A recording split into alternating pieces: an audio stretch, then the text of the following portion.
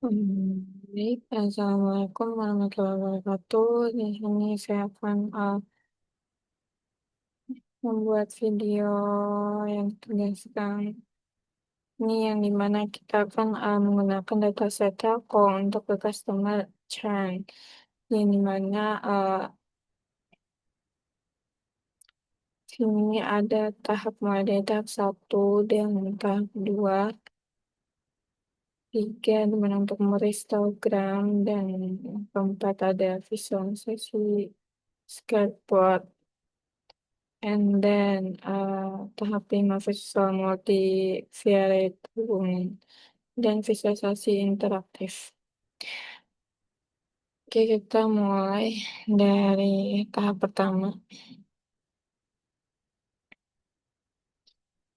Nah, kita langsung masuk ke tahap pertama, di mana kita di sini ada ininya. Oke, nah di tahap pertama ini,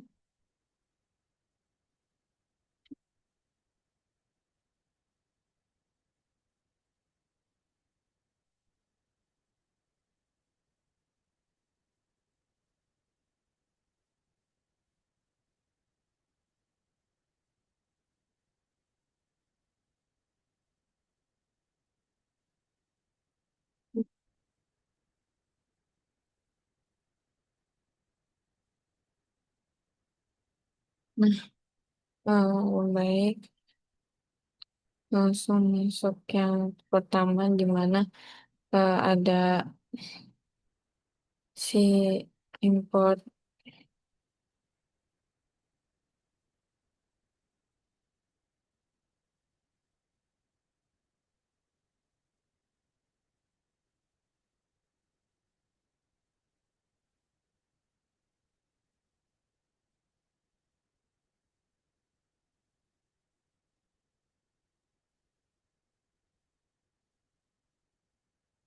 Nah, yang dimana yang di tahap pertama ini saya akan menjelaskan data visualization untuk menggunakan data set atau customer churn, yang tahap ini untuk menyiapkan si dataset dan mengenali struktur data sebelum melakukan eksplorasi di visual. Nah, yang pertama saya kita buka itu Google Colab, dan kita akan bisa membuat notebooknya baru dengan nama misalkan. Nah, yang di sini pada tahap yang pertama itu kita import library, yang dimana import pustaka di analisis data. Nah, selanjutnya saya akan mengimport pustaka yang akan menggunakan dalam si analisis. Ada 4 pustaka utama, yaitu ada Pandas, Seaborn, Entropodlib. Nah, Pandas ini untuk membaca dan mengolah data, sedangkan Seaborn dan Matplotlib ini untuk membuat grafik dan sertakan Quality Express di mana untuk membuat si grafik interaktifnya. Nah, pada baris pertama hingga keempat, ini untuk digunakan memanggil pustaka yang sudah terinstal di Colab. Lalu Matplotlib inline di mana digunakan agar hasil grafik langsung muncul di dalam notebook setelah kita jalankan. Kita bisa import pustaka dan aktifkan si mode visualisasi inline-nya. Oke, kita masuk ke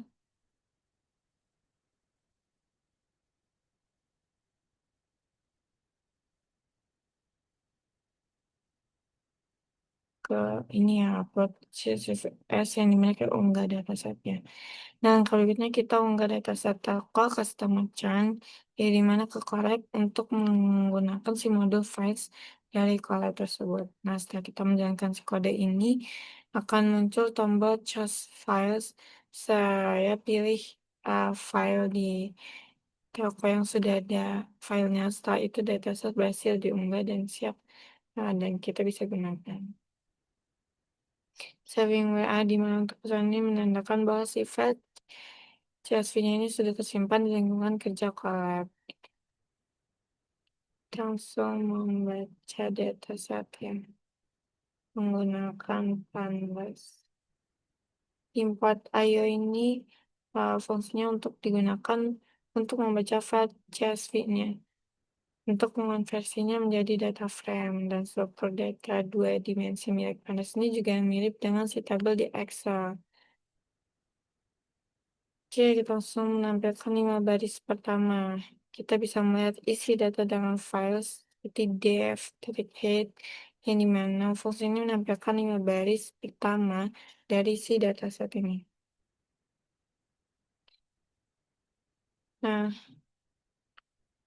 di sini ada custom mana sensor location, dan dari sini kita bisa lihat dari kolom yang ada seperti tenurnya untuk lama berlangganan, monthly charge itu untuk biaya bulanan, sedangkan total si charge itu untuk total biaya kontrak itu untuk jenis kontrak, dan churn itu untuk menunjukkan apakah pelanggan berhenti atau tidak. Saat yang baris yang mulai struktur kolam. Kita langsung masuk ke pemeriksaan tipe data dan nilai kosong. Nah, sekarang kita bisa periksa si struktur dan tipe data setiap kolom menggunakan df info dan df inso no tuh.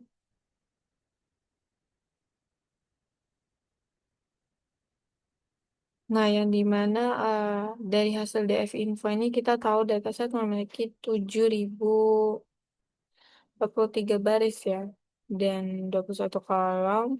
Kolom total change ini masih bertipe objek, artinya yang belum numerik, dan ada 11 nilai kosong. Fungsi in nolnya ini sum untuk digunakan untuk menghitung jumlah nilai kosong di setiap kolom. Oke, kita masuk ke jatuh variabel. Nah, langkah terakhir aku mencatat variabel-variabel yang penting yang akan dianalisis di tahap berikutnya. Di sini terdapat ada tenure, monthly change. Kan kalau si tenure ini untuk lama berlangganan, pelanggan berlangganan, sedangkan multi charge ini untuk biaya bulanan, sedangkan si kontrak ini uh, total charge ini untuk total biaya sama berlangganan, sedangkan kontrak ini jenis seperti kontrak pelanggan, dan churn ini status berhenti atau tidaknya. Nah, variabel utama ini untuk menganalisis sinergi mountain charge, total charge, dan kontak churn. Oke, kita langsung masuk ke tahap 2, yang dimana kita bisa melihat cek nilai kosongnya. Nah, pertama itu kita meriksa apakah masih ada nilai kosong atau missing value di dataset. Nah, caranya dengan menggunakan si fungsi in is null. Nah, hasilnya menunjukkan bahwa 11 nilai kosong pada si kolom total change ini juga nilainya kosong. Ini juga bisa menyebabkan error atau kita melakukan perhitungan numerik. Jadi perlu kita isi atau bersihkan. Oke, kita masuk ke memperbaiki tipe data yang salah.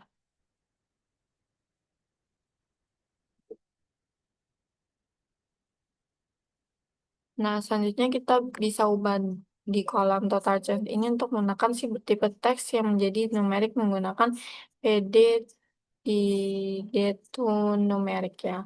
Fungsi ini akan mengubah data berbentuk string menjadi si angka.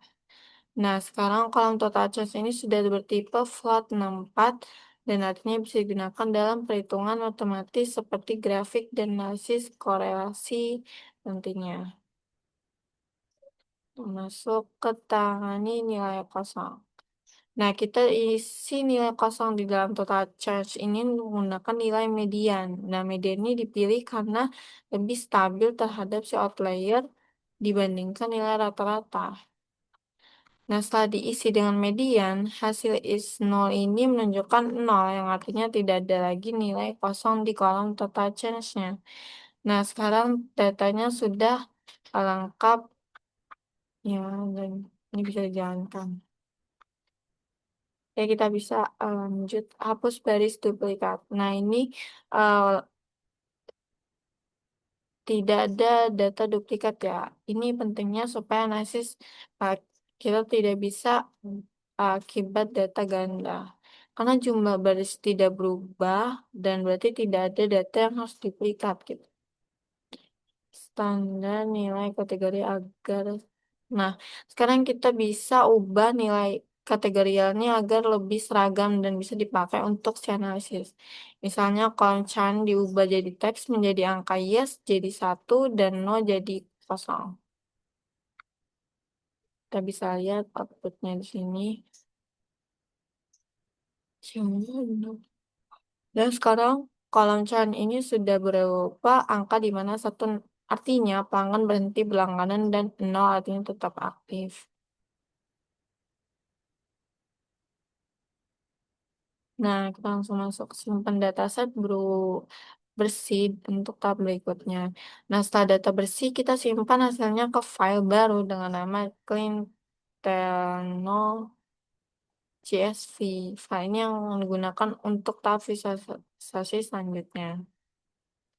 Nah, dataset ini sudah di dalam kondisi bersih ya, tidak ada nilai kosong, tidak ada duplikat, dan semua tipe data sudah sesuai. Kita masuk.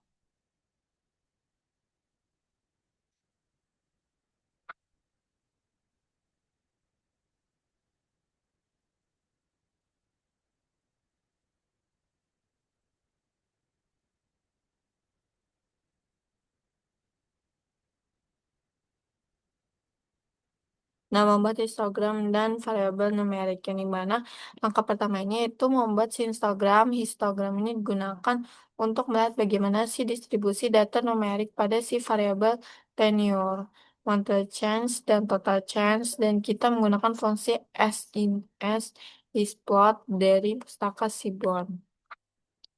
Nah, bisa jelasin.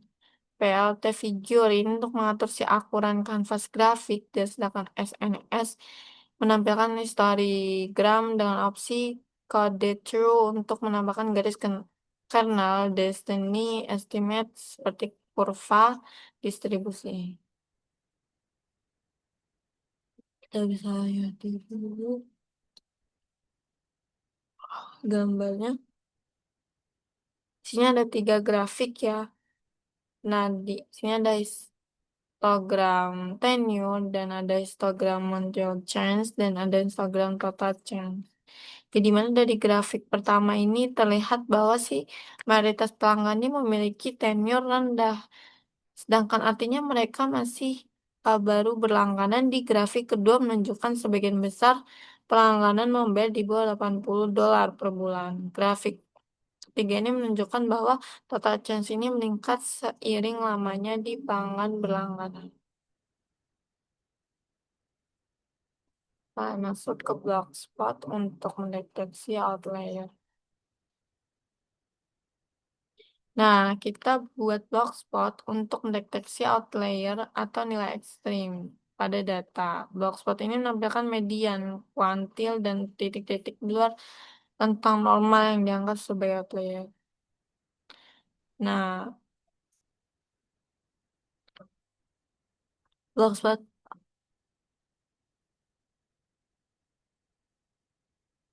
one chance ini ada titik di sisi kanan ya, biaya sangat tinggi dan blogspot total chance ini juga memiliki rentang lebat dan beberapa lebih nilai besar di ujung kanan gitu. Pada grafik pertama ini terlihat outlier di ujung kanan yang menandakan eh, beberapa pelangganan memiliki biaya yang bulanan tinggi. Pada grafik kedua, outlier ini juga muncul dari pelanggan lama dengan total biaya tinggi.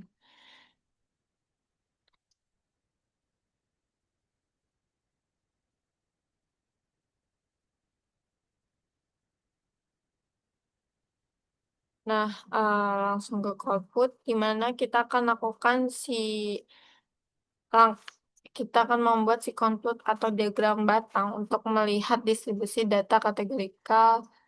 Kita fokus pada si dua variabel chan dan kontrak ini. Nah, saya ke apa ini?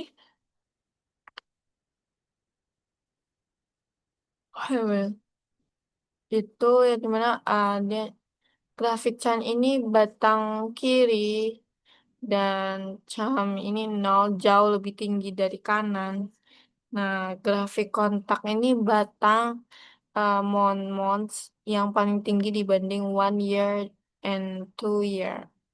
Nah, grafik pertama ini menunjukkan bahwa seberapa besar pelanggan tidak churn, menandakan data ini sedikit tidak seimbang. Grafik kedua menunjukkan mayoritas pelanggan menggunakan kontrak. Oke, kita ke next. Ini yang keempat.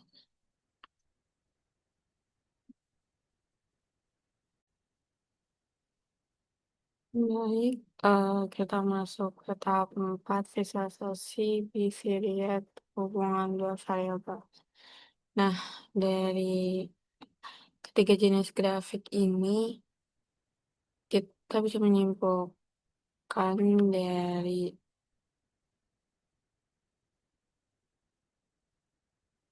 kok ini.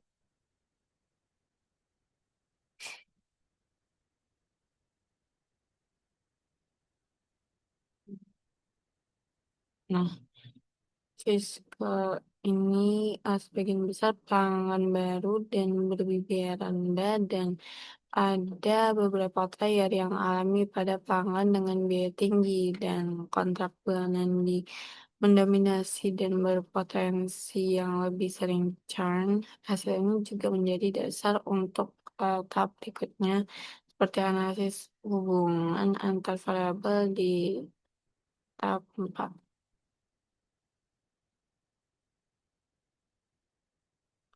Oke, kita masuk ke tahap 4 di mana visualisasi bivariate hubungan dua variabel. Nah, di sini eh, kita kenal hubungan antara dua variabel untuk memahami si pola perilaku pelanggan, terutama untuk berhenti di berlangganan atau churn.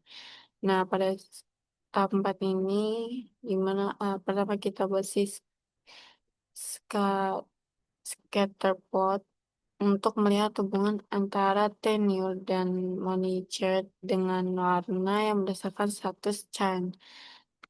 Scatterplot cocok untuk digunakan untuk lidah variabel numerik. Nah, kita bisa jelaskan di CNS ini terdapat 4 plot sebar antar dua variabel numerik. Dan hue churn ini untuk memberi warna berdasarkan status churn, seperti satu berhenti dan nol itu tetap. Light color brown untuk menggunakan gradasi warna-warna merah biru dan alpha 07 juga memberikan transpasi agar titik tidak menumpuk terlalu tebal.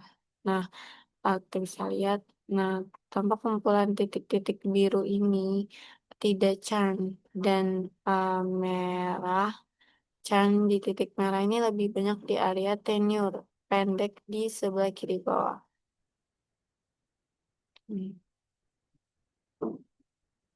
Nah, dari grafik yang ini terlihat bahwa pelanggan dengan tenure rendah dan biaya bulanan tinggi cenderung juga pelanggan lama di sebelah kanan grafik dan lebih stabil dan jarang berhenti di berlangganan.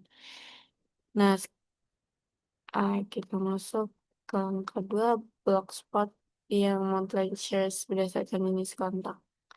Nah, selanjutnya kita buat blogspot untuk membandingkan biaya bulanan yang berdasarkan si jenis kontrak pelanggan. Blogspot ini memperlihatkan perbedaan nilai rata-rata dan sebaran antara kontrak bulanan, tahunan, dan 2 tahun.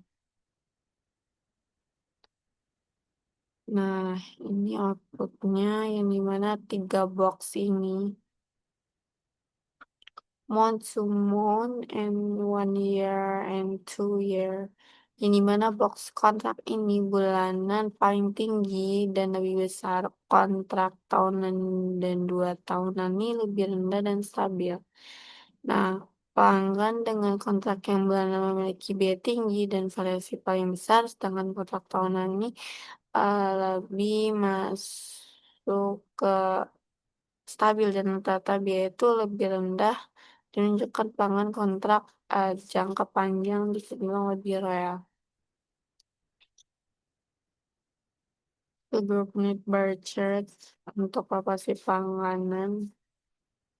Nah, sekarang kita masuk untuk membuat bar chart-nya untuk mengevaluasi pelanggan churn di setiap kategori kontrak. Grafik ini juga membuat memahami apakah jenis kontrak ini berpengaruh terhadap si keputusan berhenti pelangganan. So, di sini ada 3 batangnya, month to year. Untuk month jauh lebih tinggi dari yang lain, seperti 1 year and 2 year, memiliki proporsi yang churn-nya kecil. Nah, dari grafik ini terlihat bahwa si pelanggan dengan kontrak bulanan ini memiliki tingkat churn yang paling tinggi, yang artinya semakin panjang kontrak pelanggan, semakin rendah kemungkinan mereka berhenti. Pada kesimpulan tempat ini,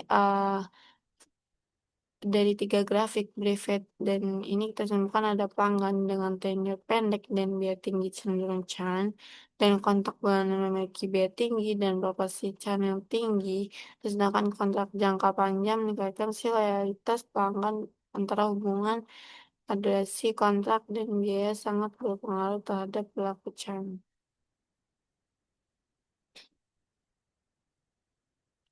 Oke, selanjutnya kita masuk ke tahap 5, investasi multivariate. Nah, pertama-tama kita akan membuat heat map untuk melihat seberapa kuat hubungan antar variabel numerik seperti tenure, amount change. Hot heat map ini membantu kita mengenali polarisasi positif dan negatif secara visual. Ini banyak ya ada ini. Hanya kolom numerik yang ingin kita analisis. Ini untuk menghitung korelasi antar kolom. Nah, hot heat map ini dengan kotak yang berwarna tenue dan total change ini berwarna merah. Korelasi si positifnya berarti kuatnya. Tenue dan churn ini berwarna biru kalau korelasinya negatif. Monchage dan churn ini berwarna merah muda dan positif lama. Nah, dari map ini terlihat bahwa tenure memiliki hubungan negatif dengan si churn. Yang artinya semakin lama pelangganan, semakin kecil pula mereka berhenti. Sebaiknya Sebaliknya, Monchance ini juga menunjukkan korelasi positif terhadap churn, yang artinya pelanggan dengan biaya bulanan tinggi cenderung lebih sering ke churn. Hubungan model berdasarkan rencana. Selanjutnya kita akan membuat si pie untuk melihat hubungan antar beberapa variabel sekaligus. Pie ini menampilkan kombinasi plot sebar, scatter, dan distribusi histogram antar variabel yang kita pilih. Ini terus ini. Nah, di sumbu tenure ini uh, dan multi chance dan titik warna merah banyak di sisi tenure. Nah, itu kan rendah pada diagonal kurvasi biru dan sebenarnya menunjukkan perbedaan distribusi antara pelanggan churn dan tidak churn. Nah, dari plot ini terlihat tuh bahwa pelanggan yang di churn ini cenderung memiliki tenure rendah, chance tinggi dan total chance rendah, sedangkan pelanggan setia ini berwarna biru gitu, tersebar di area dengan tenure dan total chance tinggi.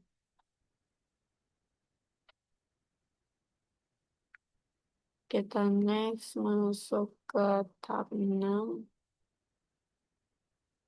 visualisasi inter. Nah, pertama kita akan scatter plot interaktif antara tenure dan monthly change dengan warna yang berdasarkan churn. Grafik ini akan menunjukkan bola hubungan dan kemungkinan kita melihat detail tiap pelanggan dengan fitur hovernya.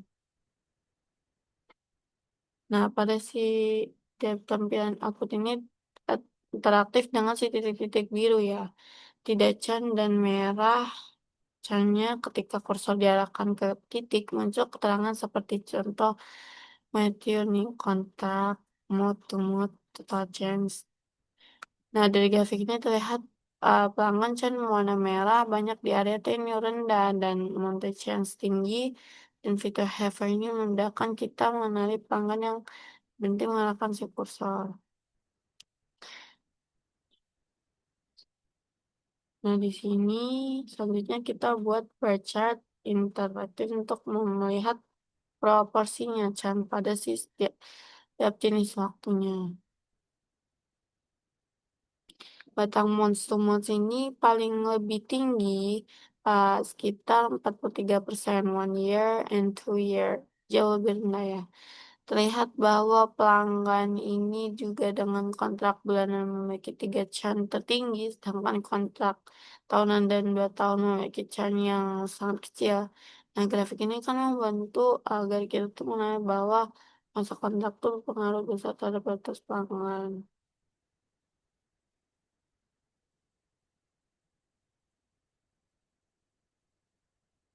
Kita masuk lagi ke fase Instagram yang dimana kita akan membuat face data Instagram yang untuk membandingkan distribusi biaya bulanan antar jenis layanan internet face ad.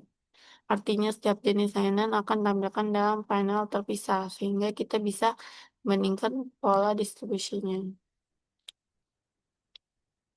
Tiga panel ini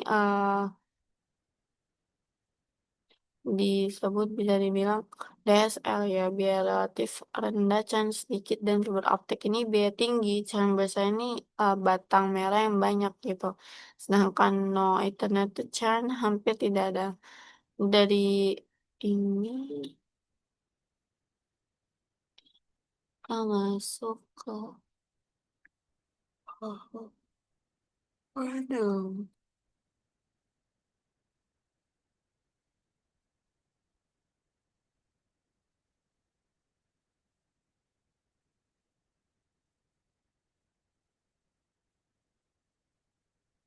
Nah, yang dimana yang tadi sih ini. Mungkin video ini saya tutup. Wassalamualaikum warahmatullahi wabarakatuh.